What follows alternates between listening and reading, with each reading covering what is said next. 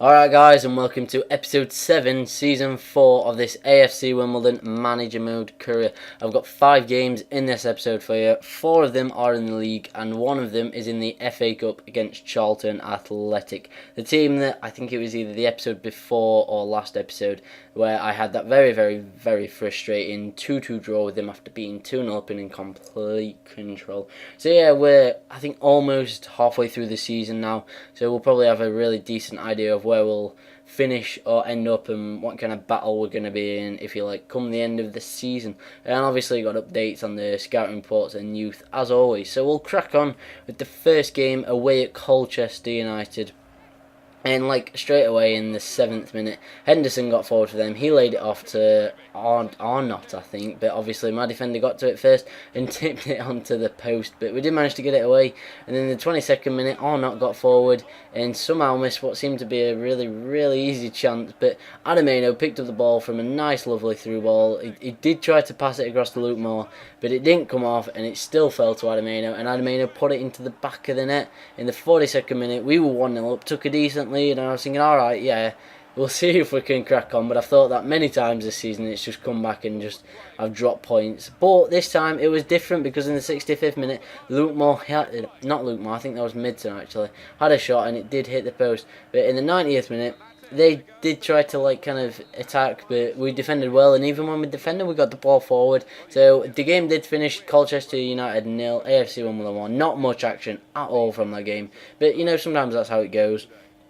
Sometimes games are really scrappy and there's not much to show, and what I could show would be pretty boring and dull to commentate on. But we came into the game against Exeter and straight away we got really lucky because we were given a penalty, which I'd have been a bit annoyed if it was against me. But 5 minutes in, we were given the chance to put ourselves 1-0 up, and I thought, well, Adameno's been on fire. He's not as good a penalty taker as Hatton, but I'll let him have it. So he stepped up, he smashed it to the left, but the keeper was equal to it, and he palmed it away. So I was a bit frustrated. I was thinking, 5 minutes gone, that'd have been a great start. And then they came forward with O'Flynn. Got really lucky as I tried to tackle them. I kind of bundled the ball to them. Shepherd got the ball and put it past Seb Brown. So 23 minutes gone, they were 1-0 up, and it really should have been the other way around when you think of the penalty miss.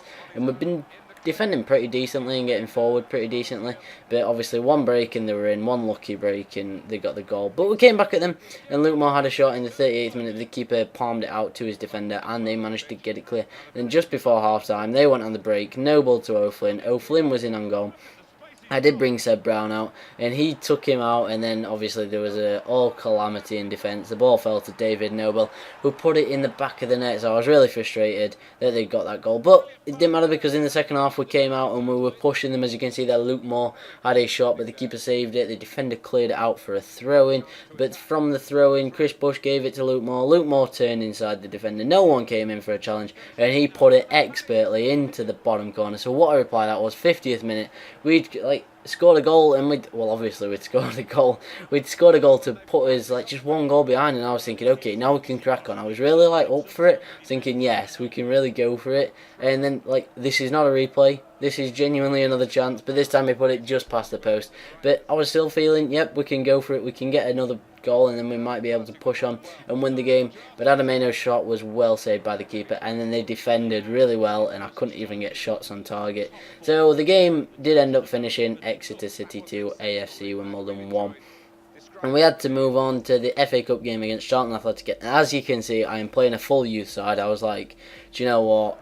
I'm not bothered about going far at all in the FA Cup this season. After last season, the semi-finals was amazing, but I said this season is promotion. That is all I want. So I decided to play a youth team, and we had 2 great chances to start with. Lloyd Rowe and Hagiwara just missing them all, saved well by the keeper. But they came forward eventually in the 53rd minute and showed the quality. Paul Hayes turning the defenders and then chipping it expertly and over the onrushing Sean Stevens, the Irish goalkeeper that I signed last season from the youth academy. So yeah, they'd taken a 1-0 lead in the 54th minute, and after that we didn't really put up a decent challenge at all. I mean, we tried to get forward, but nothing of any good quality was coming, and I couldn't even get the ball past the centre backs because my strikers Antonio Munn and Lloyd Rowe, they're not the best, and the quality really did show as they took a 2-0 lead into the 62nd minute. So at this point I was thinking, yeah, we're probably gonna end up going out of this cup, but I'm not that bothered. Okay, it'll be a massive shock to everyone that thought we could probably get to the semi-finals again. But yeah, as Bradley Wright Phillips put them 3-1 up, I was like, fair enough. They're too good for my youth, and this got me worrying about next season actually, because if I do get promoted, and I really do want to just play my youth team next season. I mean, if I'm in the championship, I will play the youth team like I've said, but I could absolutely get hammered, which won't be great at all, obviously. So I might have to. I won't reconsider it. I will play the youth team, but at times I might have to really play my first team just to pick up points and make sure I survive, because I don't want relegation.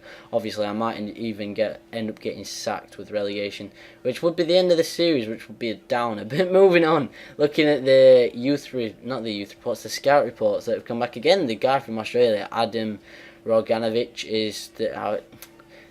Oh my god, I just said Adam Roganovic is the guy from Australia. But he's one of the scouting players that was found. Sorry, that was a total mistake. But he's found a lot of players. Adam Roganovic is one of those players, but is one of many. And I did sign one or two of them. I rejected most of them though. I mean, I look at player potential, and if their player potential is 79 or under maximum, I reject them straight off. I'm looking for player potential. At least it's got to be minimum maximum of like 80. Minimum maximum, you know what I'm saying? If the maximum is a minimum of 79, that does not make any sense whatsoever, but I think you know what I'm saying. But anyway, quickly moving on before I confuse everyone. The guy from Netherlands has finished, and oddly I decided to sack him. I was like, do you know what, you've not found anyone of any good quality whatsoever, you're fired, Sir Alan Sugar style. So I sacked him, and I'm looking for a new scout. I currently haven't signed one, but we came into the game against Carlisle United, and again we got quite a lucky penalty in the 15th minute. This time I thought, okay, I'm not making the same mistake as last time. Sam Hatton can take it. He's been so reliable on penalty kicks. I really should have had him take the one at Exeter. So he took it, and he did duly put it away to put us 1-0 up in the 17th minute against Carlisle United. So yeah, a great start to the game. I was thinking, yeah, okay, maybe we can push on and get 3 points, and we won't be getting into any sort of form. That's just not going to happen. I've got to accept that. But frustratingly, they came straight back in the 21st minute. Frank Zoko scored the sweatiest of sweaty goals. And yeah, they levelled up, so it was 1-1 in the 23rd minute. And we tried to push on, like literally, 2 minutes later, Luke Moore from the classic free kick, the classic MTB Swifty free kick. But he fired just wide this time. It was probably a bit too far out. Probably a bit adventurous of some sort, or, optimistic is the word, actually. But Luke Moore somehow scalvanized. What is scalvanized? Why was I going to say? I was going to say, I don't even know what I was going to say actually. He saved something from nothing. He saved nothing from something. Oh my god, I am going absolutely crazy. And the even crazier thing is that when we scored that goal in the 41st minute, that was the end of the action. They tried to get forward there, but they just couldn't. They couldn't break my defence. So yeah, we won. Right, AFC Wimbledon won 2-1 against Carlisle United. I think I might just stick to the simple stuff for the last 3 minutes of the video, or however long it is. So yeah, I'm going absolutely crazy. Right, let's start afresh from Peterborough United away from home, top of the league as well. And I didn't realise this until after the game. So yeah, I mean, I was like, okay, we started off really well. In the 15th minute, we nearly scored a sweaty goal, but the defender blocked it well. But it didn't matter, because 4 minutes later, Luke Moore got the ball, he slammed it into the side net, well, not into the side net, and oh my god, I'm having a nightmare. But yeah, we're not having a nightmare on the screen, I'm having a nightmare behind the screen. So Luke Moore fired us into the lead 21 minutes into the game, and it was a great shot. I mean, how he squeezed it past the keeper and into the back of the net, I do not know. But they came straight back at us. Annoyingly, this was their only way of attacking, and that was through ball in that Lee Tomlin. Fortunately, this time he hit the post, but as you'll see here in the second half, they got it through. Nicky Rowe gave it to Boyd. Boyd chipped through balled it to Lee Tomlin. Lee Tomlin bared down and goal. I made a last-ditch challenge. Somehow, he knew I was going to make that challenge and just walked past it, and then he slotted it under the outrushing keeper. Well, not even outrushing keeper. I mean, he outrushed at the last minute, but I didn't ask him to. I was like, no, just stay in your goal line, you'll save it. But no, he didn't. And then, 2 minutes later, Lee Tomlin was put through on a goal again. This time I decided to bring Seb Brown out, but it was to no avail, and he put it into the back of the net. So this time I was raging. I was like, oh my god, are you absolutely kidding me? Come on. I was in decent control of this game, and I've thrown away points yet again. So I was like, I'm not going to get anything from this. It's just not going to be my day at all. It's going to be the classic me throw away points. But we did manage to get another chance in the 77th minute. Some nice ball work, some nice passing by our defence. Gave the ball to Adamino, and Adamino fired it into the top corner of the goal.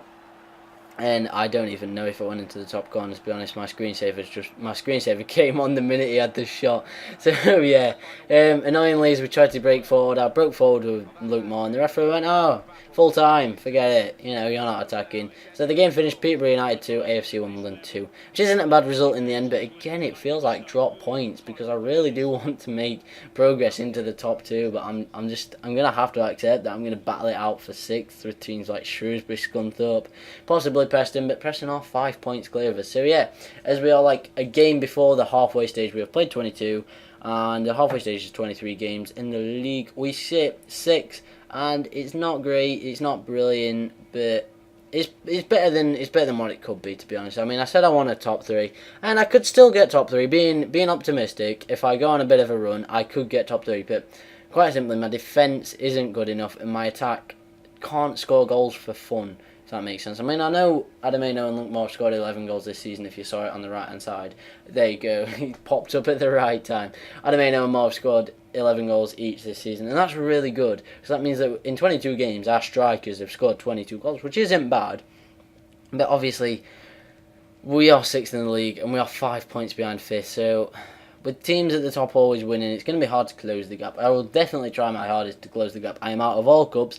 I'm going to loan out my youth players, as many as I can, in the January transfer window to hopefully improve them slightly for next season. I don't know. But if not, in the playoffs, I will get promoted. I'm not losing in the playoffs. Whatever I do, I am not losing. So yeah, I'm going to wrap up this episode now, guys, before we hit 12 minutes. So as always, thanks a lot for watching. Don't forget to like and subscribe, and I will see you next episode.